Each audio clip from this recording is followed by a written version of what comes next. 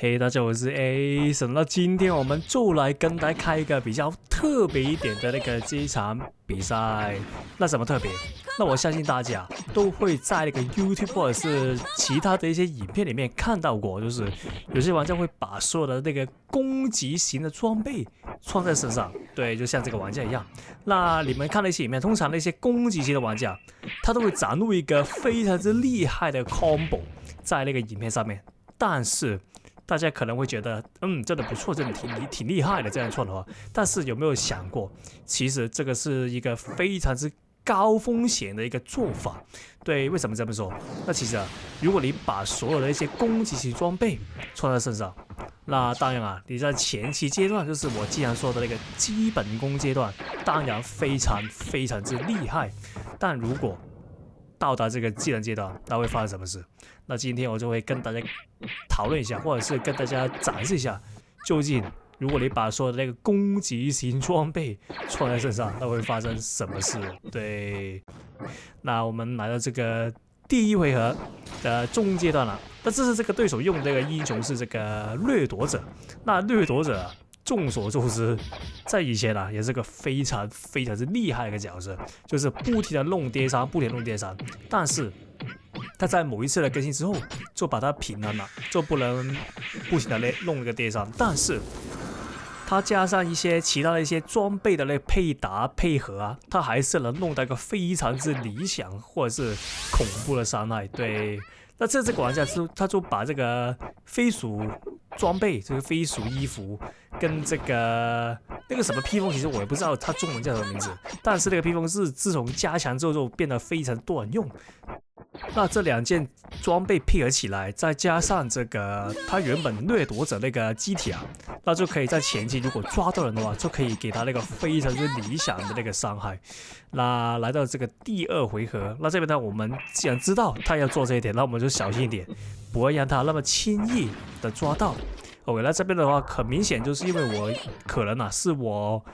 那個跌到那個位置比較接近他，所以的話，他的那個重低的特殊攻擊沒有觸發到在我身上。我這邊的話被他抓到，那被他抓到之後不用怕。那基本上現在掠夺者改了之後，如果他沒有其他的一些裝備配合的話，他是做不到跌傷的，就不像以前什麼打一下就可以直接來跌傷，那就已經沒有這回事存在了。OK， 這邊抓到，那這個就是很明顯就是一個把所有攻擊型裝備穿在身上的一個弱點或者是壞處，就是被人在技能階段抓到，那基本上他是沒有什麼還手之力的。那像我現在一樣。那很明顯我就用了這個偷技能。那偷技能就是對付這種把所有攻擊型裝備穿在身上的玩家的一個很好的康塔方法，因為他們通常是來不及換角色來開法抓的。基本上你一偷，然後技能優勢就會大大的放在你面前。就來到這個第三回合，那這邊的話直接跳走。那只要大家記得一點，掠奪者的主要攻擊方式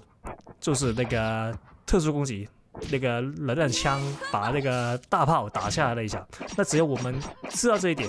避開就行了，就沒什麼打這個掠奪者沒什麼困難的點。我這邊踢下去，哎呦可惜。那這邊他用那個披風把我打中之後，他就可以配合這個能量來把我做那個跌傷了。那但是這個是需要他披風有能量才能抓到，所以的話，現在那個掠奪者已經變得很難用了。我給這邊把他打歪了。那我們此次追擊，哎呦可惜。那其實這個披風看起來好像很容易躲避了，其實我打起來其實蠻難避的。那起碼我是避了很多次都避不到。我這個的話不錯，那就他用那個飛鼠裝，他這樣就會因為這個衣服可以大大的增加敵人的那個倒地的時間就是倒地有一個印子嘛，那就这個衣服就可以大大增加，然後他就可以趁着這個時間來存這個掠奪者能量，那做一個搭配。那這邊就可以看到他已經換了這個術士頭，那這很明顯他有察覺到一點，就是如果把所有的攻擊裝備穿在身上是一個很大的那個弱點或者是那個壞處簡單來說是很容易被對面抓到。那這邊直接開這個披風，因為披風未必存好。哎呦，這邊都按錯，那其實這邊按錯但是錯了錯着，那不錯。那這邊抓到，那他這邊應該是沒技能，再加上他這次是沒有術士，那基本上他就等於是死了。對。